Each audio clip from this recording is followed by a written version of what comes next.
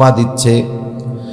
নবীজি বলেন, এক ব্যক্তি লম্বা সফরে বের হলো, উটের পিঠে বোঝাই দেওয়া তার খাবার রসদ পানীয় সব উটের পিঠে বোঝাই দেওয়া। মরুভূমির পথে লম্বা সফর, পথিক ছুটে চলেছে তার গন্তব্যের দিকে। লম্বা পথ চলতে চলতে একটা সময় পথিক ক্লান্ত, তিনি বিশ্রাম নেওয়ার জন্য একটা গাছের সাথে ওনার রসদ সহ উটকে বেঁধে উনি গাছের ছায়ায় ঘুমায়া পড়লেন। এই যে সামনে আসতেছে গরমের সময়, দেখবেন যত গরম লাগুক মানুষ ঘুমায়ও, ঘুমও আসে, ঘামেও, আবার জিমানিও আসে না? অনেক সময় গরমের সময় শরীর থেকে ঘাম ঝরে বেশি, যার কারণে দুর্বলতা বেশি আসে, ক্লান্তি মানুষকে বেশি পায়। গরম লাগলেও জিমনি আসে, ঘুম আসে। ক্লান্ত পথিক ঘুম আসছে, গাছের সাথে রসদ সহ উটটাকে বেঁধে তিনি গাছের ছায়ায় শুয়ে পড়লেন, ঘুমায় গেলেন। ঘুম থেকে পথিক জাগ্রত হলেন, উঠে দেখে গাছের সাথে বাঁধা সেই উট আর নাই। উটকে বলা হয় মরুর জাহাজ। উটের সাথে বেঁধে রাখা রয়েছে তার খাবার পানি সব কিছু। পথিক হতাশ, কারণ সে যদি উট না পায় তাহলে এই মরুভূমি থেকে জনপদে ফেরা তার জন্য অসম্ভব। ক্লান্ত পথিক চতুর্দিকে খুঁজে ফিরে দেখে কোথাও তার উটের দেখা পাওয়া যায় না। সন্ধ্যা নেমে আসছে, একটু পরেই অন্ধকার নেমে আসবে। ক্লান্ত পথিক হতাশার মধ্যে পড়ে গেছে যে আমি যদি আমার উটটা না পাই তাহলে আমার মরা ছাড়া কোনো পথ নাই। হয়তো রাতের বেলায় মরুভূমির কোনো হিংস্র প্রাণীর খাবার তাকে হওয়া লাগবে, অথবা এই মরুভূমির মধ্যে খাবার আর পানির অভাবে তার শরীর সমাধি ঘটে যাবে, তার মৃত্যু সুনিশ্চিত। মোটামুটি ওই পথ দুইটা, একটা হলো হয়তো হিংস্র প্রাণীর খাবার হবে, আর না হয় সে পানি খাবারের অভাবে মরুভূমির মধ্যে এমনি শেষ। রাসূলুল্লাহ সাল্লাল্লাহু আলাইহি ওয়াসাল্লাম সাহাবায়ে কেরামকে জিজ্ঞাসা করে, বলো তো এই ব্যক্তি যখন খোঁজার পরে তার উট আর ফিরে না পেল তখন তার অবস্থাটা কেমন হবে? সাহাবায়ে কেরাম বলে, ইয়া রাসূলুল্লাহ, ওই মুহূর্তে গোটা পৃথিবীর মধ্যে তার চাইতে দুর্ভাগা আর কেউ নাই, কারণ সে সুনিশ্চিত মৃত্যুর জন্য অপেক্ষা করতেছে। সেও নিশ্চিত এখন শুধু মৃত্যুর সময়টাই আসন্ন, সময় আসবে আমার হায়াত শেষ। সে যখন সর্বোচ্চ হতাশ, হঠাৎ সে তাকিয়ে দেখে তার যেই উটটা হারিয়ে গিয়েছিল তার খাবার পানি রসদ সহ তার দিকেই ফিরে আসতেছে। নবীজি বলেন, বলো তো এই মুহূর্তে তার অবস্থা কেমন হবে? সাহাবায়ে কেরাম বলে, ইয়া রাসূলুল্লাহ, ওই সময় গোটা পৃথিবীর মধ্যে তার চাইতে আনন্দিত আর কেউ হবে না, কারণ কেমন যেন সে নতুন এক জীবন পেয়েছে, সাক্ষাৎ মৃত্যু থেকে কেমন যেন বেঁচে গেছে। নবীজি সাল্লাল্লাহু আলাইহি ওয়াসাল্লাম বলেন, এই লোকটা তার হারানো উট পেয়ে এত খুশি হয়েছে, এত খুশি হয়েছে। অনেক সময় মানুষ খুশিতে ভাষা হারিয়ে ফেলে, কি বলবে টের পায় না। অনেক সময় মানুষ আনন্দে কেঁদে দেয়, কথা বলতে পারে না, দেখছেন না? খুশিতে কান্না করে দেয়, কিছু কইতে পারে না। আবার অনেক সময় উল্টা পাল্টা বলে, কথা হারিয়ে ফেলে, কি বলবে বুঝতে পারে না। এই ব্যক্তিও যখন দেখলো তার উট রসদ সহ তার দিকে আসতেছে, আল্লাহর বান্দা এত আনন্দিত হয়েছে, আল্লাহ তাআলার শুকর আদায় করতে গিয়ে ভাষা হারায় ফেলছে। খুশির ঠেলায় কয়, আল্লাহ তুমি আমার গোলাম, আমি তোমার রব। খুশির ঠেলায় তার ভাষা হারায় গেছে। নবীজি সাল্লাল্লাহু আলাইহি ওয়াসাল্লাম বলেন, ওই ব্যক্তি তার হারানো উট খুঁজে পেয়ে যত খুশি হয়, কোন বান্দা যদি গুনার পথ থেকে তাওবা করে আল্লাহর দিকে ফিরে আসে, আল্লাহ তাআলা তার চাইতে বেশি খুশি হয়ে যায়। অথচ আমি আপনি যদি জাহান্নামে যাই, আল্লাহর কোনো লাভ লস আছে? কোনো লাভ লস নাই। এরপরেও আমি আপনি যদি দ্বীনের উপরে চলি তাহলে সবচাইতে বেশি খুশি কে হয়? আল্লাহ সবচাইতে বেশি খুশি হয়। এজন্য শয়তান তো তার মিশন জারি রাখছে এই দুনিয়ায় যে আমাদেরকে পথভ্রষ্ট করবে, এটা শয়তানের মিশন। শয়তান আল্লাহ তাআলার ইজ্জতের কসম করে বলেছে, ক্বালা ফাবিইজ্জাতিকা লাউগওয়ান্নাহুম আজমাইন, বলে আল্লাহ আপনার ইজ্জতের কসম এই বনি আদমরে আমি পথভ্রষ্ট করে ফেলবো। কেমনে? বলে গুনার সাগরে হাবুডুবু খাওয়াবে। গোনা হইতে হইতে এত গোনা হবে ওরে নিরাশার বীজ ওর অন্তরে বপন করে দিবে যে তুই যে পাপ করছস আল্লাহ মাফ করবে না, এক কাম কর বাকি হায়াতটা পাপ কইরাই কাটায় দে। এই যে মানুষ অনেক সময় গোনা করতে করতে ক্ষমার ব্যাপারে নিরাশ হয়ে যায়, এটাও শয়তানের ধোঁকা। কিন্তু আল্লাহ তাআলা বান্দার জন্য ক্ষমার দরজা খুলে রাখছে। হাদিসে কুদসি আল্লাহ তাআলা যখন আরশ বানিয়েছেন আল্লাহ তাআলা লিখে রাখছেন, সাবাকাত রহমাতি আলা গজবি, আমার দয়া আমার রহমত আমার ক্রোধকে অতিক্রম করেছে। তার মানে আমার আপনার গুনাহ যত হোক না কেন, আমার আপনার গুনার চাইতে আল্লাহ তাআলার দয়া রহমত মায়া অগণিত গুণ বেশি। আল্লাহ রাব্বুল আলামিন আমাদের যদি আসমান পরিমাণও গুনাহ হয় আল্লাহ তাআলার ক্ষমা করার ক্ষমতা আছে না নাই? আল্লাহ তাআলা তো সেই রব, সেই মালিক যিনি 100 খুন করার পরেও একটা জানতে চাইল সবচাইতে বড় বিজ্ঞ ব্যক্তিকে। মানুষ তাকে এক ব্যক্তির ঠিকানা দিল, সে আলেম ছিল না, সে ছিল একজন খ্রিস্টান সন্ন্যাসী। এইবার ওই ব্যক্তির কাছে গিয়া ওই 99 হত্যা করেছে ওই লোকটা গিয়া কয়, ও আল্লাহর বান্দা আমি তো 99টা হত্যা করছি, আমাকে কি আল্লাহ মাফ করবে নাকি? ওই সন্ন্যাসী বলতেছে, কি কও তোমার আল্লাহ মাফ করবে না? এইবার ওই লোকটা কয়, মাফ যেহেতু করবে না তোরে হত্যা কইরা 100টা পুরায় ফেলি। এইবার দিছে ওরে আবার সাইজ কইরা, এবার পূর্ণ হইছে কত? 100। আবার কিছুদিন পর তার অন্তরের মধ্যে আবার অনুশোচনা জাগ্রত হইছে, না রে আল্লাহর কাছে মাপ চাওয়া দরকার। মানুষদেরকে জিজ্ঞাসা করছে, আমার একজন বিজ্ঞ ব্যক্তির সন্ধান দাও। মানুষেরা একজন আলেমের খবর তাকে জানাইলো, যাও ওই ব্যক্তির পরামর্শ নাও, আশা করা যায় কোনো ভালো পরামর্শ পাইবা।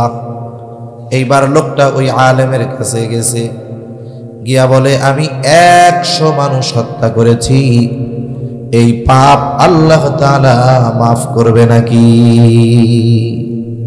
কতগুলো হত্যা করছে আল্লাহর বান্দা? 100। কিছু ডাক্তার আছে না, দেখবেন ওই ডাক্তারের কাছে যদি কোনো জটিল রোগীও যায় তার কথার কারণে ওই রোগী অর্ধেক সুস্থ হয়ে যায়, আছে না কিছু রোগ?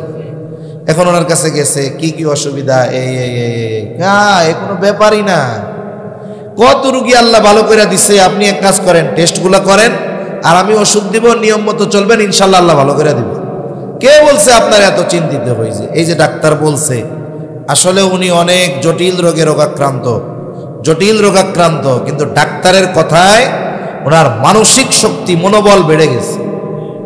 আবার কিছু ডাক্তার আছে হইছে জ্বর, আল্লাহ আপনার করোনা হয়েছে না কি হয়েছে আল্লাহ জানে, করোনা হইলে তো মরার সম্ভাবনা আছে, মনে করেন কাম সারা, বেটার হইছে সর্দি জ্বর, এই ভয় দিয়ে এমন ভয় দিছে ও ডাক্তারের এই কথায় আদা মারা হয়ে যাবে। আছে না এরকম কিছু লোক? আলেমের কাছে যখন গিয়া বলছে আমি 100 হত্যা করেছি, আল্লাহ তাআলা আমারে কি মাফ করবে নাকি, আমি তাওবা করতে চাই। আল্লাহর বান্দা বলে, অবশ্যই আল্লাহ তাআলা তোমারে মাফ করবে, তবে একটা কাজ করো, অমুক গ্রামে অনেক আবেদ আছে, তুমি ওই গ্রামে যাও, আল্লাহ তাআলার কাছে ক্ষমা চাও তাদের সাথে গিয়া। আল্লাহর বান্দা ক্ষমার আশায় তার এলাকা থেকে ওই গ্রামের দিকে রওনা দিল। পথিমধ্যে তার মৃত্যুর সময় হয়ে গেছে। হাদিসের মধ্যে আসছে, নেককার বান্দা যদি হয় তার জান কবজ করার জন্য একদল ফেরেশতা আসে, আর যদি ব্যক্তি পাপাচারে লিপ্ত হয় তার জান কবজ করার জন্য মৃত্যুর ফেরেশতা আর এক দলের আসে। এইবার ওই ব্যক্তির মৃত্যুর সময় হয়ে গেছে, দুই গ্রুপই আইসা হাজির। ইমানদার নেককার বান্দার রূহ কবজ করে যারা, তারাও হাজির, আর বদকারের জান কবজ করে যারা, তারাও হাজির। এখন দুই দল আইসা গ্যাঞ্জাম লাগাইয়া দিছে। এক দল কয় লোকটা আমাদের, আর এক দল বলে আমাদের। এখন সমাধান দিবে আল্লাহ। সমাধান দেওয়া হলো, আল্লাহ তাআলা বলেন, শোনো, ওই ব্যক্তি তো তাওবার নিয়তে তার এলাকা থেকে রওনা দিয়েছে, তাহলে তার অবস্থানটা মাপো। সে যদি তার এলাকা থেকে নেককারদের এলাকার কাছাকাছি হয়, তাহলে নেক বান্দাদের রূহ কবজ করার দায়িত্ব যাদের, তারা তার রূহ কবজ করবে। তার মানে সে নেককারদের অন্তর্ভুক্ত হবে। আর যদি রওনা দেওয়ার স্থান থেকে নেককারদের গ্রাম দূরে হয়, বলে তাহলে বদকার বান্দার জান যারা কবজ করে, তারা এই ব্যক্তির রূহ কবজ করবে, আর সে বদকারদের অন্তর্ভুক্ত হবে। এরপর থেকে কয়েক ধরনের বর্ণনা পাওয়া যায় যে লোকটা যখন পথিমধ্যে পড়ে গেছে মরণের সময়, সর্বশেষ অবস্থায় সে তার চলা থামায়া দেয় নাই, সে পা দিয়ে চলতে পারতেছে না, বুক দিয়ে ঘষে ঘষে কিছু দূর অতিক্রম করছে। এইবার জায়গা মাপা হলো, দেখা গেল ওই ব্যক্তি তার রওনা দেওয়ার এলাকা, তার এলাকা থেকে রওনা দিয়েছে একেবারে ওই আল্লাহর বান্দাদের গ্রামের দিকে। মাত্র 1 বিঘত বেশি অগ্রসর হওয়ার কারণে ওই ব্যক্তির রূহ, নেককার বান্দার রূহ যারা কবজ করে, তারাই তার জান কবজ করেছে। তার মানে এই ব্যক্তি নেককার ব্যক্তিদের অন্তর্ভুক্ত হয়ে গেছে। আর এক বর্ণনায় আসছে যে আসলে সে বেশি দূর যাইতে পারে নাই, কিন্তু আল্লাহ নির্দেশ দিলেন জমিন মাপো, দেখো কোনটা হয়। আল্লাহ তাআলা এই বান্দা তো ক্ষমার আশায় রওনা দিছে, তার অন্তরের খবর আল্লাহ জানে। এইবার বাড়ি থেকে রওনা দিয়েছিল, অল্প রাস্তা আসছে, আল্লাহ রাস্তাটারে লম্বা বানায়া দিছে, আর নেককারদের গ্রামটা তারা নিকটে আইনা দিছে। আর ওই ব্যক্তির রূহ, নেককার বান্দাদের রূহ যেই ফেরেশতারা কবজ করে, তারা কবজ করেছে। তার মানে ওই ব্যক্তির তাওবা আল্লাহ কবুল করেছে, নেককারদের অন্তর্ভুক্ত সে হয়ে গেছে। এজন্য আল্লাহ তাআলা তো 100 হত্যা করছে এমন ব্যক্তিরাও আল্লাহ মাফ করে দিয়েছে। ওই রকম পাপী আমাদের সমাজে কম বেশি নাই বললে চলে। আর যা আছে দুই একটা, ওইগুলার কথা তো আর বলবো না। সম্প্রতি সময়ে কিছু ঘটনা শুনি, এমন একটা দেশ, অলিয়াউলিয়ার দেশ, 92% মুসলমানের দেশ, এমন এমন ঘটনা শুনি যেগুলো বলতেও নিজের কাছে লজ্জা লাগে। যারা আমাদের নিরাপত্তার দায়িত্বে ছিল, যারা জনগণের ট্যাক্সের পয়সায় মানুষকে নিরাপত্তা দান করবে, এই মানুষগুলাই জঙ্গি নাটক সাজিয়ে মানুষের উপরে কত জুলুম, নামের সাথে নাম মিল থাকায় অপরাধীকে বাঁচায়া দেওয়ার জন্য সিমিলার নামের, ওই নামের নিরপরাধ ব্যক্তিকে নৃশংসভাবে হত্যা, এরকম কত ঘটনা যে ঘটছে এর হিসাব নাই। আল্লাহ তাআলা এই জালেমদেরকে দুনিয়া আখিরাত উভয় জাহানে প্রকৃত শাস্তি দান করেন বলি আমিন। মনে রাখতে হবে, এক জালেম গেছে, আমরা যেন নতুন করে আবার জালেম না হয়ে যাই। মনে রাখতে হবে প্রত্যেকটা জালেমের শেষ পরিণতি এক, টুডে অর টুমরো, আজ অথবা কাল। আল্লাহ তাআলা কোন জালেমকে ছেড়ে দেন না, সাময়িকভাবে ছাড় দেন, কিন্তু চূড়ান্তভাবে আল্লাহ তাআলা কোন জালেমকে ছাড় দেন না। এজন্য আমরা আল্লাহ তাআলার কাছে ক্ষমার ব্যাপারে নিরাশ হব না। এজন্যই তো আল্লাহ তাআলা বলেন, ইয়া ইবাদিয়াল্লাযীনা আসরাফু আলা আনফুসিহিম লা তাকনাতু মির রাহমাতিল্লাহ ইন্নাল্লাহা ইয়াগফিরুয যুনুবা জামিআ ইন্নাহু হুয়াল গফুরুর রহিম। আল্লাহ রাব্বুল আলামিন যেই সমস্ত মানুষেরা পাপ করতে করতে নিজের নফসের উপরে অবিচার করে ফেলেছে, চিন্তা করতেছে আমারে মনে হয় আল্লাহর মাফ করবে না। আল্লাহ তাআলা এই পাপী বান্দাদেরকে পাপী বলে সম্বোধন করেন নাই, এই পাপী বান্দাকেও আল্লাহ তাআলা সম্বোধন করতেছে ইয়া ইবাদি, হে আমার বান্দা। কিছু শব্দ আছে এর শুধু তর্জমা বলার দ্বারা এই শব্দের গভীরতা বোঝানো যায় না। ইয়া ইবাদি, এই শব্দের মধ্যে কত মায়া, কত দয়া, বান্দার প্রতি আল্লাহ তাআলার কত ভালোবাসা, কত মহব্বত, এটা বাংলা অনুবাদের মাধ্যমে বোঝানো যায় না। কত আবেগ দরদ নিয়ে আল্লাহ তাআলা বলেন ইয়া ইবাদি, হে আমার বান্দা। আল্লাযীনা আসরাফু আলা আনফুসিহিম, তোমরা যারা নিজের উপরে নিজেরা নফসের উপরে বাড়াবাড়ি করে ফেলছো, পাপের সমুদ্রে হাবুডুবু খাইতেছো, মনে করতেছো তোমার আল্লাহ মনে হয় তোমারে মাফ করতে পারবে না, ক্ষমার ব্যাপারে তুমি নিরাশ হয়ে গেছো। আল্লাহ তাআলা বলে বান্দা শুনে নাও, লা তাকনাতু মির রাহমাতিল্লাহ, তোমরা আল্লাহর রহমতের ব্যাপারে নিরাশ হও না, কারণ পাপ যত হোক ক্ষমা করার ক্ষমতা আল্লাহ তাআলার আছে। যদি কেউ এই কথা বিশ্বাস করে, মেনে নেয় যে আমার পাপ আল্লাহ তাআলার ক্ষমা করার মতো ক্ষমতা নাই, সে অবশ্যই আল্লাহ তাআলাকে ক্ষমার ব্যাপারে অক্ষম মনে করে। আল্লাহ তাআলা সব গুনাহ মাফ করতে পারে।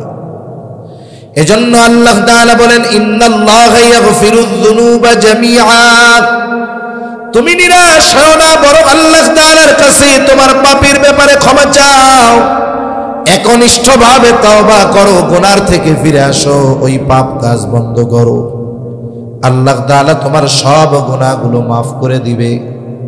শুধু তাই না, আল্লাহ রাব্বুল আলামিন জানায় দেন, কোন পাপী যদি পাপ করার পরে খালেস ভাবে তওবা করে, নেক আমল অব্যাহত রাখে, আল্লাহ তাআলা তার অতীতের পাপগুলাকেও নেকের দ্বারা বদল করে দেয়।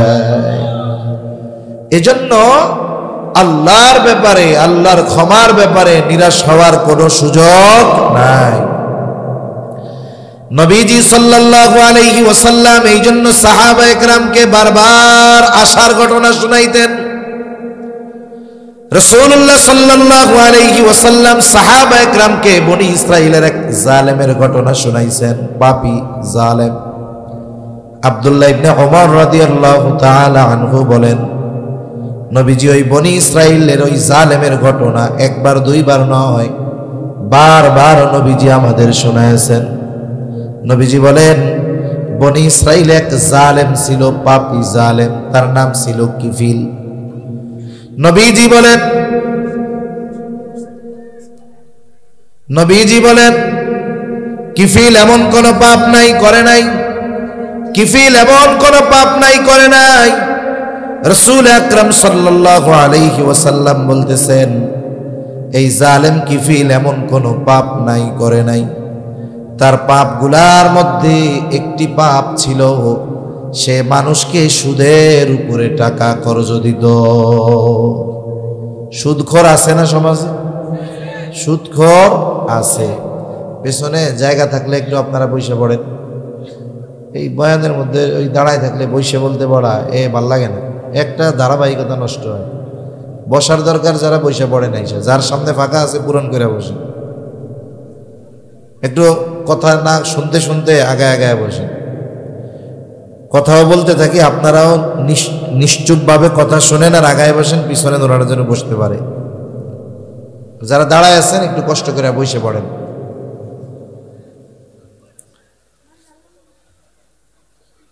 তাহলে জালেম কিফিলের একটা বদ অভ্যাস ছিল, পাপগুলার মধ্যে একটা পাপ বলে সে মানুষকে সুদের উপরে টাকা দিত। কিসের উপরে টাকা দিত? সুদ। সুদ। অনেক জায়গায় আমরা সফরে যাইতো, বলে হুজুর একটু সুদের ওয়াজ করেন। কেন, কি হয়েছে? কয় হুজুর সুদ অন্য জায়গায় একরকম, আমাদের এখানে আর এক রকম। কেমনে?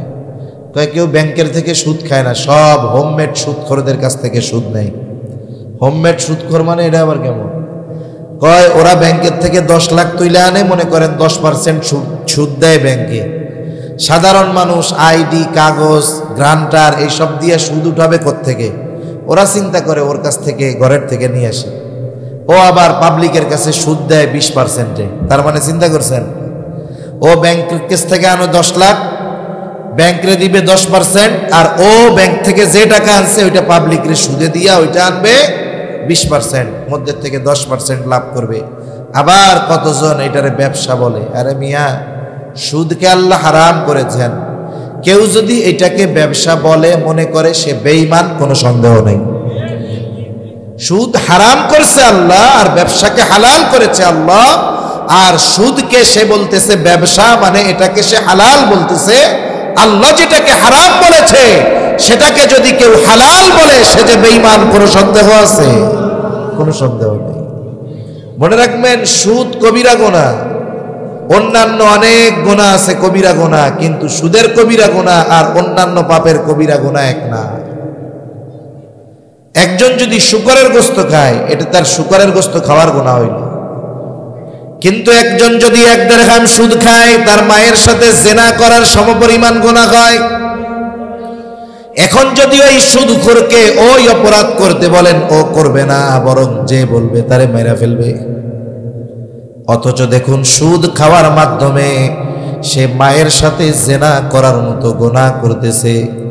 এই বলেন তো, যেই লোকটার মস্তিষ্ক সুস্থ আছে সে কখনো ওই ধরনের পাপের কথা চিন্তা করতে পারে নাকি? আর সুদখোর তো ওই মানের পাপ সুদ খাওয়ার মাধ্যমে করে, তার মানে সুদখোরের মস্তিষ্ক ঠিক নাই। এজন্য কিয়ামতের দিন সুদখোর টালমাটাল অবস্থায় উঠবে। হাসরবাসী দেখে বুঝতে পারবে যে এই লোকটা দুনিয়াতে সুদখোর ছিল। আল্লাহ আমাদের সুদের পাপ থেকে হেফাজত করুক, বলি আমিন। জালেম কিফিল মানুষকে সুদের উপরে টাকা দিত। একজন বিধবা দরিদ্র সুন্দরী মহিলা জালেম কিফিলের কাছে গেছে বিপদে পড়ে কিছু টাকার জন্য। কিফিল রে গিয়া বলে, কিফিল, বিপদে পড়েছি, আমারে কিছু টাকা ধার দাও। যারা সুদে টাকা দেয় এরা মানুষ বিপদে পড়লে কখনো টাকা খরচ দিবে না, কারণ আল্লাহ তাআলা সুদখোরের হৃদয়টাকে কঠোর বানায় দেয়। সুদখোরের ভাষার মিষ্টতা আল্লাহ কেড়ে নেয়, আর সুদখোরের চেহারা থেকে আল্লাহ তাআলা ঈমানের নূর ছিনায়া নিয়ে যায়। এজন্য সুদখোর যত সুন্দর হোক না কেন, একটু খেয়াল দিয়ে তাকায় দেখবেন ওর চেহারার মধ্যে হিংস্রতা ভরা, ওর চেহারার মধ্যে কোনো মায়া মমতা দরদ নেই।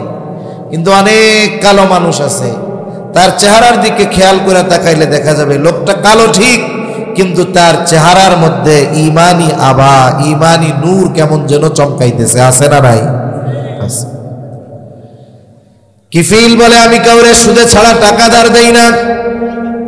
সকল পাবে অভ্যস্ত কিফিল মহিলার দিকে তাকায় দেখে চেহারা সুন্দর, বলে, মহিলা, যদি সুদের লাভ না দিতে পারো তাইলে আমার সাথে গোপনে লিপ্ত হওয়ার ওয়াদা দাও। যদি তুমি এই শর্তে রাজি হও তাইলে তোমারে আমি কিছু টাকা কর্জ দিতে পারি। হাদিসের মধ্যে আসছে, কাদাল ফাকিরু আন ইয়াকুনা কুফরা, দরিদ্রতা মানুষকে কুফরি পর্যন্ত পৌঁছায়া দেয়। আমাদের দেশেও অনেক মানুষ অনেক অঞ্চলে আছে যে দরিদ্রতার কারণে এই মানুষগুলো তাদের ঈমানকে বিক্রয় করে দিচ্ছে। এখন বলতে পারেন, হুজুর আপনারা কি করেন? আমরা যতটুকু করি ততটুকু 1000 ভাগের 1 ভাগও কাজ হয় না। এদের জন্য বিলিয়ন বিলিয়ন ডলার আসে এই ঈমান কেনার জন্য, সেখানে হুজুরের লাখ টাকা 1000 টাকায় কোনো কাজ হয় না। এরপরেও আমাদের অনেক ভাইরা আছে কাজ করে। আমরাও আমাদের পক্ষ থেকে চেষ্টা করি যে কিছু দরিদ্র মানুষের পাশে দাঁড়িয়ে তাদের ঈমান বাঁচানো যায় কিনা, কিন্তু তাদের যে ইনভেস্ট তার সামনে আমাদের কোনো কিছুই নেই। যেমন এই যে রোহিঙ্গারা আসছে আমাদের দেশে, ওরা তো মুসলমান হওয়ার কারণেই বিতাড়িত হয়েছে। ওদের মধ্য থেকে যারা খ্রিস্ট ধর্ম গ্রহণ করে, ইসলাম ত্যাগ করে, তাদের জন্য ফ্যাসিলিটি আলাদা। তাদের জন্য যেই সমস্ত তাবু আছে ওই জায়গায় খুব আধুনিক সুযোগ সুবিধা আছে, অনেকগুলোর মধ্যে এসি দেওয়া আছে, খুব আধুনিক সুযোগ সুবিধা। তাদের পরিবারের লোকদেরকে ইউরোপ আমেরিকাতে সেটেল করার ব্যবস্থা এনজিওরা করে দিচ্ছে, শুধুমাত্র যদি ইসলাম ত্যাগ করে তারা খ্রিস্ট ধর্ম গ্রহণ করে। বাংলাদেশের অনেক জায়গায় খ্রিস্টান মিশনারির কাজ চলতেছে। 10,000, 20,000, 50,000 টাকার জন্য মানুষ ঈমান বিক্রয় করে ফেলতেছে, ঠিক কিনা? দরিদ্রতা মানুষকে কুফরি পর্যন্ত পৌঁছায় দেয়। এজন্য আমি আপনি শুধু নামাজ, রোজা, হজ, যাকাতের মধ্যে জীবনকে সীমাবদ্ধ রাখলে হবে না। বলে আমার আপনার কিছু সামাজিক দায়বদ্ধতা আছে, এগুলার ব্যাপারেও আল্লাহর কাছে জিজ্ঞাসিত হতে হবে। কিয়ামতের দিন আল্লাহ তাআলা বান্দাকে বলবে, গোলাম আমি ক্ষুধার্ত ছিলাম, আমারে তুমি খানা দাও নাই। আমি পিপাসিত ছিলাম, পানি দাও নাই। আমি অসুস্থ ছিলাম, সেবা শুশ্রূষা করো নাই। লোকটা বলবে, আল্লাহ আপনার তো এগুলার কোনো কিছুর প্রয়োজন হয় না, আর যদি প্রয়োজন থাকতো আমি আপনাকে কেমনে দিতাম। আল্লাহ তাআলা বলবে, বান্দা তোমার প্রতিবেশী অভুক্ত ছিল, তারে তুমি খাবার দাও নাই। তাকে যদি তুমি খাবার দিতা তাহলে আমি এটা পেয়ে যাইতাম। তোমার প্রতিবেশী অসুস্থ ছিল, তুমি তার সেবা শুশ্রূষা করো নাই। তুমি যদি তার সেবা শুশ্রূষা করতা আমি পেয়ে যাইতাম। তার মানে দেখুন, আমার আপনার প্রতিবেশী কেউ যদি অভাবের কারণে অন্যায়ে জড়িয়ে যায়, কিয়ামতের দিন ওই ব্যক্তি অন্যায়ে জড়ানোর কারণে আমাকে আপনাকেও আল্লাহর সামনে জবাবদিহিতার কাঠগড়ায় দাঁড়ানো লাগবে। এজন্য অনেক সময় দেখেন না, অনেক জায়গায় আছে এক গ্রামে যদি একটা চোর থাকে ওই গ্রামের শান্তি নষ্ট হওয়ার জন্য ওটাই যথেষ্ট। এখন আমরা কি করি? বলে আমরা ওই চোরের ধরে পুলিশে দিয়ে দেই। চোরকে ধরে কোথায় দিয়ে দেই? পুলিশে দিয়ে দেই।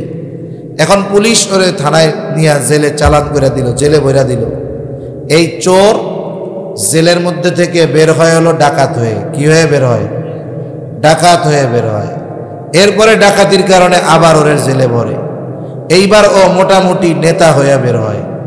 এইবার অপরাধ করে জেলে ঢুকে, পরের বার বাইর হয়ে এমপি সাহেব হয়ে যায়। এজন্য আমাদের দেশে 90% এমপি মন্ত্রী পাবেন ওইগুলো এক সময় রেল লাইনের পিন চুরি করে বেড়াইতো, কুলিগিরি করে বেড়াইতো, এখন এমপি হয়ে গেছে। এজন্যই তো এইগুলো সব চোর, বাটপার, চিটিং আর দেশের সম্পদ লুট করে করে এরা দেশটারে শেষ করে দিচ্ছে। সেজন্য এই অপরাধে জড়াইছে। কি করব? আপনার এলাকায় 100 মানুষ আছে, আপনারা 1000 টাকা করে উঠান। যাদের যাকাত দেওয়ার সামর্থ্য আছে একটু বেশি দেন, যার সামর্থ্য কম তার সে একটু কম দিল। এবার এরে প্রথমে কি করবেন? 3 চিল্লায় পাঠায় দিবেন তাবলিগে। তার অনুপস্থিতিতে তার পরিবারের খরচ চালান। 20,000 খরচ হইল, বুঝলাম। এবার 3 চিল্লা দিয়ে আসছে, মোটামুটি আশা করা যায় দীর্ঘ সময় ভালো মানুষের সাথে থাইকা তার চারিত্রিক যেই অবনতি ছিল এটা পরিবর্তন হয়ে তার চরিত্র ভালো হবে। এবার কি করেন? তার একটা অটো কিনা দেন, একটা রিক্সা কিনা দেন। সমাজের সব মানুষ মিলা তারে এটা বুঝাইয়া দিয়া তারে বলেন যে 5 ওয়াক্ত নামাজ কালাম পড়ো, হালাল উপার্জন করো, এটা চালায় খাও, পাপের সাথে জড়ায় হবে। তাহলে কি হলো? এই যে সবার সম্মিলিত প্রচেষ্টায় একটা মানুষ ভালো হলো। ও যদি চুরিতে অভ্যস্ত হইতো, ওর পোলাপান ওইগুলাই তো ভবিষ্যতে ওর দায়িত্ব পালন করার বিষয়টা ভবিষ্যতে ওরাই পালন করতো, ঠিক না? এখন কি হলো যে সে ভালো হইল, তার পরিবার পরিজন ভালো হলো, সমাজের মানুষও শান্তি পাইল। এজন্য সামাজিক দায়বদ্ধতা আমাদের মধ্যে আছে। কেউ যদি কোনো পাপে জড়িয়ে যায়, আমাদেরও কিয়ামতের দিন অভাবের কারণে যদি সেই পাপে জড়ায়, আল্লাহর কাছে জবাবদিহিতার কাঠগড়ায় দাঁড়াতে হবে। তাহলে হাদিসের মধ্যে আসছে কাদাল ফাকিরু আইয়াকুনা কুফরা, দরিদ্রতা মানুষকে কুফরি পর্যন্ত পৌঁছায়া দেয়। এইবার মহিলা তার প্রয়োজনের কাছে হার মেনে গেল, জালেম কিফিলের শর্তে রাজি হয়ে গেল। নির্ধারিত দিন জালেম কিফিল তার বাড়িতে হাজির। মহিলা চেহারা অন্যদিকে ঘুরায় রাখছে, থরথর করে কাঁপে আর কান্না করে। কিফিল বলে, মহিলা কান্না করো কেন? আমি তো তোমাকে জোর জবরদস্তি কোনো কিছুই করি নাই, তুমি তো স্বেচ্ছায় শর্তে রাজি হয়ে টাকা আনছো। মহিলা বলে, কিফিল, আমি কোনোদিন এইরকম পাপাচারে লিপ্ত হই নাই। তাহলে তুমি কেন রাজি হইলা? বলে, অভাবের কারণে। তাহলে কান্না করতেছো কেন? বলে, আল্লাহর ভয়ে। আল্লাহর ভয়ে কান্না করে, আল্লাহর ভয়ে কাঁপে। কিফিল বলে, সত্যই তুমি আগে কোনোদিন এমন পাপ করো নাই? বলে, না, করি নাই। আর আল্লাহর ভয়ে কাঁপতেছো? বলে, হ্যাঁ। এই যে মহিলা বলে, আল্লাহর ভয়ে আমি কাঁপতেছি, কান্না করতেছি, এই কথাটা জালেম কিফিলের কান দিয়া ঢুইকা হৃদয় পর্যন্ত পৌঁছায় গেছে।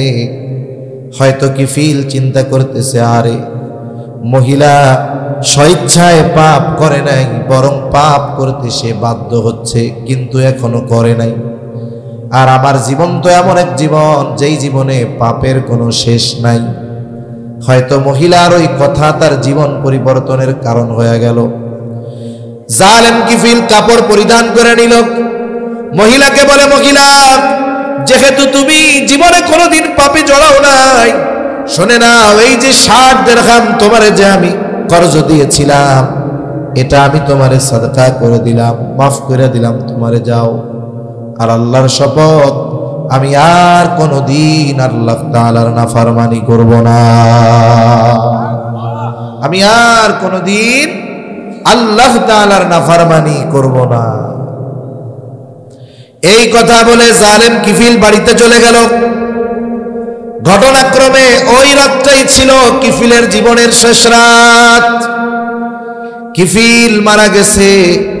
সমাজের মানুষ কিফিলের মৃত্যু সংবাদে আনন্দিত হয়ে গেছে। কত আনন্দ করতেছে, কারণ কিছু মানুষ তো আছে জালেম, এদের মৃত্যুতে মানুষ ইন্না লিল্লাহ বলে না, বরং আলহামদুলিল্লাহ বলে। মাঝে মধ্যে আগে দেখতাম, এখনো মাঝে মধ্যে দেখি, ওই যে মনে করেন এক যুবক মোটরসাইকেল অ্যাক্সিডেন্টে মারা গেছে, মাথা দেহ পুরো থেতলে গেছে ট্রাকের চাকায় পিষ্ট হয়ে। তার পাশে তার একটা ছবি দিছে যে কত সুদর্শন একটা ছেলে। তা চিন্তা হয় যে আহারে, যুবক মানুষ, 18, 20, 22 বছর বয়স, এই ছেলেটার মা বাবার কত কষ্ট। মায়ের সামনে সন্তানের মৃত্যু, এর চাইতে মায়ের জন্য দুনিয়ায় কষ্টের আর কোনো কিছু নাই। বাবার কাঁধে সন্তানের লাশ, এর চাইতে বাবার কাছে ওজনদার আর কোনো কিছু নাই। তা মানুষের মন্তব্য কি এই ব্যক্তির ব্যাপারে? একটু ভিতরে ঢুইকা দেখি।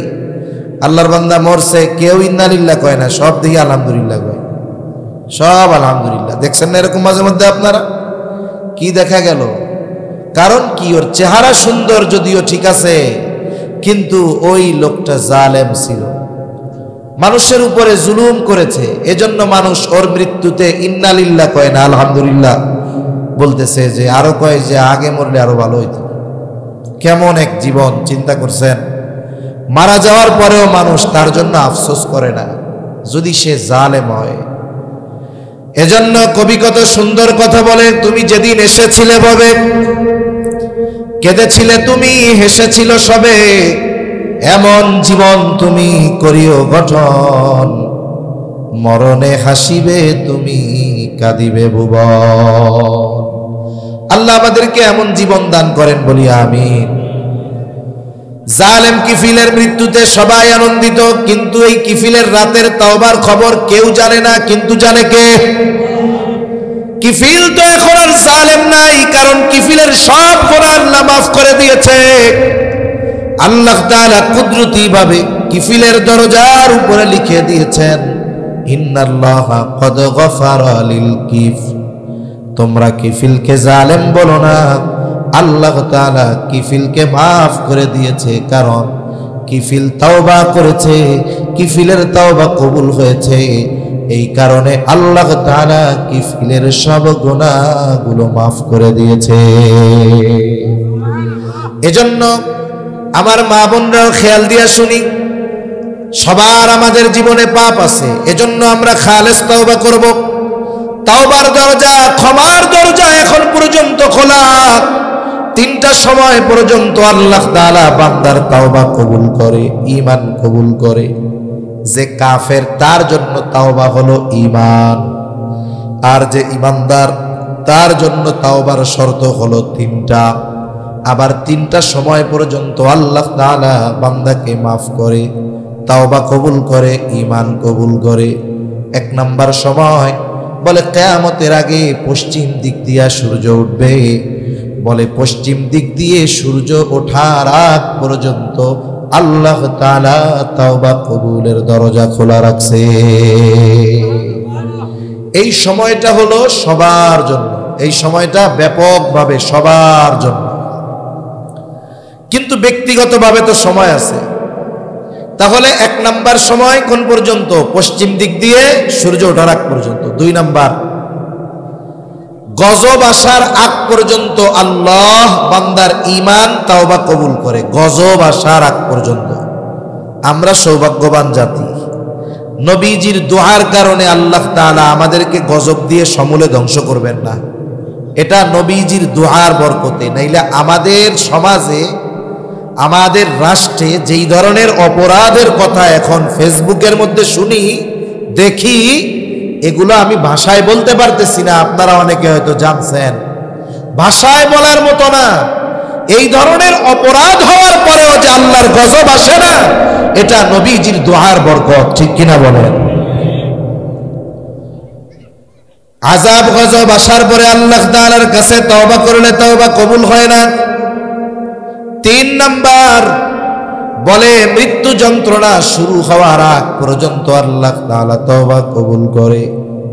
হাদিসের মধ্যে আসছে, ইন্নাল্লাহা ইয়াকবালু তাওবাতাল আবদি হাত্তা মা লাম ইউগারগির।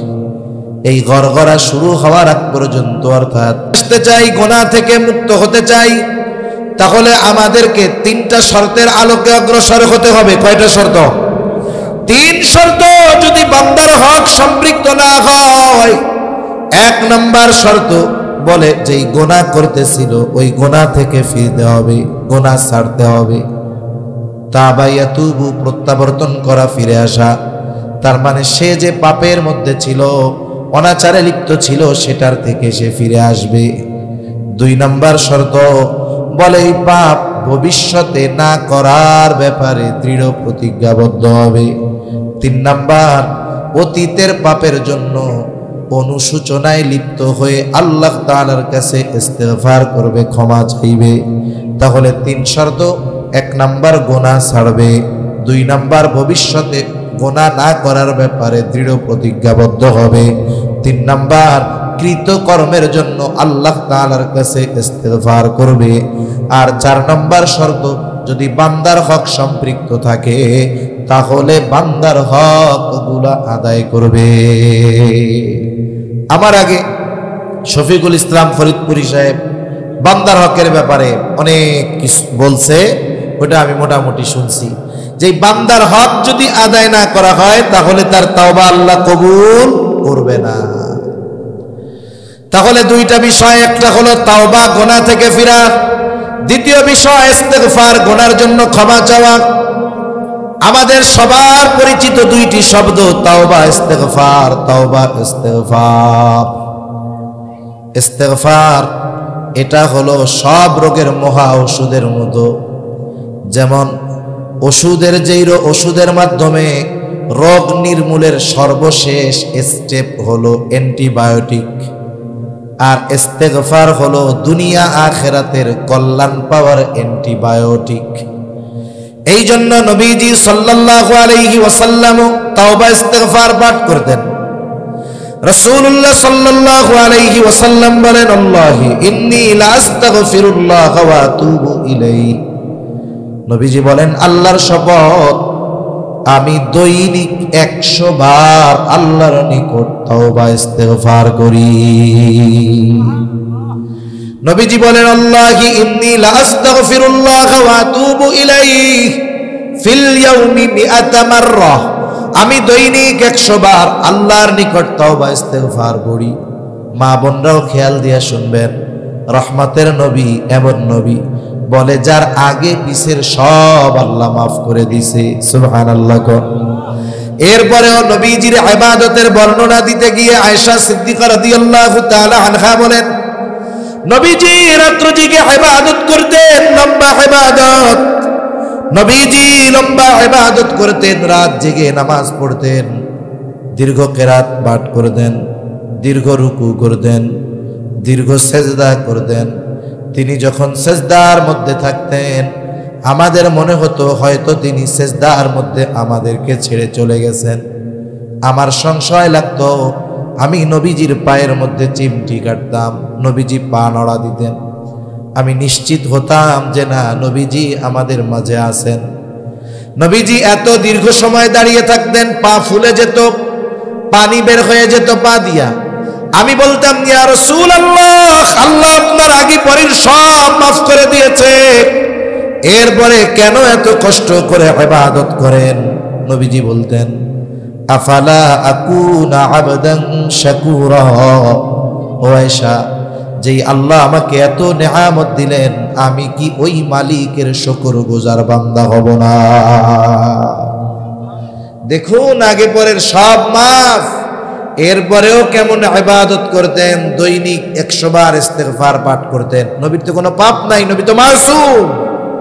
এরপরেও আল্লাহ তাআলাও নির্দেশ দিলেন, সূরা নাসর, ইযা জাআ নাসরুল্লাহি ওয়াল ফাত ওয়া রাআইতান নাসা ইয়াদখুলুনা ফি দীনিল্লাহি আফওয়াজা ফাসাব্বিহ বিহামদি রাব্বিকা ওয়াস্তাগফির। আল্লাহ তাআলা আদেশ দিবেন, আপনি আপনার রবের কাছে বেশি বেশি ইস্তেগফার পাঠ করেন। নবীজির তো পাপ নাই, তো ইস্তেগফার কেন দরকার? বলে, যার পাপ নাই সে ইস্তেগফারের মাধ্যমে তার মর্যাদা আরো বাড়তে থাকে। আল্লাহ নবীকে ইস্তেগফার পাঠ করতে কেন বলছেন? যেন এর কারণে ওনার মর্যাদা আরো কি বাড়ে বাড়ে। কিছু ভাই বুঝে না, কয় ওনার ভুল টুল হয়েছিল, এই জন্য ওনারে আল্লাহ ইস্তেগফার পাঠ করতে বলছেন। নাউজুবিল্লাহ বলেন। নবীজি পাঠ করছেন। আর একটা কারণ কি? উম্মত যেন তাওবা ইস্তেগফারের ব্যাপারে সর্বোচ্চ গুরুত্ব দেয়। যেখানে রাহমাতুল লিল আলামিন দৈনিক 100 বার তাওবা ইস্তেগফার পাঠ করতেন, সেখানে আমাদের জন্য কি করণীয় এই চিন্তা যেন আমাদের মধ্যে আসে। এজন্য আমাদের তো ব্যস্ততা বেশি, 2-3 মিনিট ভালো কাজে আমাদের ব্যয় করা কঠিন, কিন্তু মোবাইলে, চার দোকানে, টেলিভিশনে, ফেসবুকে ঘন্টা 24টার জায়গা 12টা পার হয়ে গেলেও কোনো অসুবিধা নাই, ঠিক কিনা বলেন? এজন্য আমরাও দৈনিক 100 বার তাওবা ইস্তেগফার পাঠ করব। দৈনিক কতবার? মা বোনরাও খেয়াল দিয়ে শুনবো, আমরা 100 বার পাঠ করব। 3 মিনিট লাগে। কয় মিনিট সর্বোচ্চ? জোরে বলেন, কয় মিনিট? আস্তাগফিরুল্লাহাল আযীম ওয়া আতুবু ইলাইহি। এভাবে যদি আপনি পড়েন সর্বোচ্চ 3 মিনিট লাগবে 100 বার পড়তে। দেখুন, একটা মানুষ 2-4-5 দিন না খায়াও বাইচে থাকতে পারে যদি হায়াত থাকে, কিন্তু কোনো ব্যক্তি যদি 10 মিনিট অক্সিজেন না নিতে পারে অথবা 10 মিনিট কার্বন ডাই অক্সাইড না ছাড়তে পারে, বেঁচে থাকতে পারবে? তার মানে বেঁচে থাকার অবিচ্ছেদ্য এক জিনিস হলো এই শ্বাস প্রশ্বাস। বলে, আমি আপনি শ্বাস প্রশ্বাস আমার আপনার জন্য যেমন জরুরি, আমরা যদি তাওবা ইস্তেগফারকে আমাদের জন্য ওই রকম জরুরি বানায় নিতে পারি, তাহলে দুনিয়ার গুনাহ আল্লাহ ক্ষমা করবে, দুনিয়া আখিরাতের কল্যাণ যিনি দান করবেন তিনি কে? এজন্য আজকের কথা শেষ এতটুকু। আমার মা বোনরাও খেয়াল দিয়ে শুনবো, নামাজ পড়ার জন্য 1 নাম্বার ওয়াক্ত হওয়া লাগে। কেউ যদি এখন চিন্তা করে রাত্রে ঘুমামু, ফজরের নামাজটা পড়াই ঘুমাই, 11টার দিকে উঠমনে, কাম হবে? যদি চিন্তা করে 2 রাকাত তো আজকে আগে পড়তেছি, 8 রাকাত ফরজ পড়ি, আল্লাহ কবুল করবে, হবে? নামাজের জন্য ওয়াক্ত হইতে হবে, পবিত্রতা অর্জন করতে হবে। তারপরে আপনি নামাজ পড়বেন, কত নিয়মতান্ত্রিকতা, জায়গা পাক, শরীর পাক, কাপড় পাক, কত ফরজ আছে, এগুলা সব ঠিক হইতে হবে, এরপরে নামাজ। কিন্তু ইস্তেগফার পাঠ করার জন্য ওয়াক্ত হওয়ার দরকার আছে। ঘুম ভাঙছে রাত 3টার সময়, আস্তাগফিরুল্লাহ 10 বার পড়ে ফেলেন। ইস্তেগফার হলো সকল রোগের মহা ঔষধ। এজন্য ইস্তেগফার যদি পড়া হয় আল্লাহ গুনাহ মাফ করে দেয়। ইস্তেগফারের মাধ্যমে আল্লাহ তাআলা যথা সময়ে যথাযথ পরিমাণ বৃষ্টি দেয়। নাইলে কি হয়, বৃষ্টি যখন দেয় আল্লাহ বন্যা হয়ে যায়। আবার যখন প্রয়োজন তখন দেয় না, যখন প্রয়োজন না ধুমসে আল্লাহ দেয়। এটা কেন হয়? বলে আমাদের পাপের কারণে। আমরা যদি ইস্তেগফার পাঠ করি তাহলে এর দ্বারা যথাসময়ে যথাযথ পরিমাণ আল্লাহ বৃষ্টি দিবে। দেখেন দুনিয়া অনেকের টাকাও আছে, সন্তানও আছে, দুনিয়ায় ওইটা কাজে লাগে না। আছে না অনেক মানুষ এরকম? সন্তান ওর আখেরাতে জাহান্নামের কারণ হবে, মাল ওর জাহান্নামে যাওয়ার কারণ হবে। কিন্তু ইস্তেগফার যারা পাঠ করে আল্লাহ তাআলা বলেন ওয়ায়ুমদিদকুম বিআমওয়ালিন ওয়া বানিন, সন্তান সম্পদে আল্লাহ তাআলা সমৃদ্ধি দান করবে। তার মানে এই সন্তান সম্পদ তার দুনিয়ায়ও কাজে লাগবে, আখেরাতেও কাজে লাগবে। সুবহানাল্লাহ বলে। আল্লাহ এগুলোর মাধ্যমে তাকে দুনিয়া আখেরাত উভয় জাহানে সাহায্য করবে। আল্লাহ তাআলা নদীর প্রবাহ ঠিক রাখবে, সাথে সাথে আল্লাহ তাআলা উদ্যান আল্লাহ তাআলা বাড়ায়া দিবেন। শুনেন, এই পৃথিবীতে যদি আমরা সুস্থতার সাথে বাঁচতে চাই, বেশি বেশি সবুজ দরকার, গাছগাছালি দরকার। এই যে সুন্দরবন, আমার তা ওইসবও লাগায় নাই গাছগাছালি, আপনাদের কেউ লাগায় নাই। এগুলো দিছে কে? এই অ্যামাজন জঙ্গল পৃথিবীর ফুসফুস বলা হয় তাকে। এই গাছের মাধ্যমে গোটা পৃথিবীর 60%-এর বেশি অক্সিজেন পাওয়া যায়। এখন চিন্তা করেন, তার মানে সবুজায়ন যত বাড়বে মানুষ তত একেবারে ন্যাচারাল বিশুদ্ধ অক্সিজেন পাবে।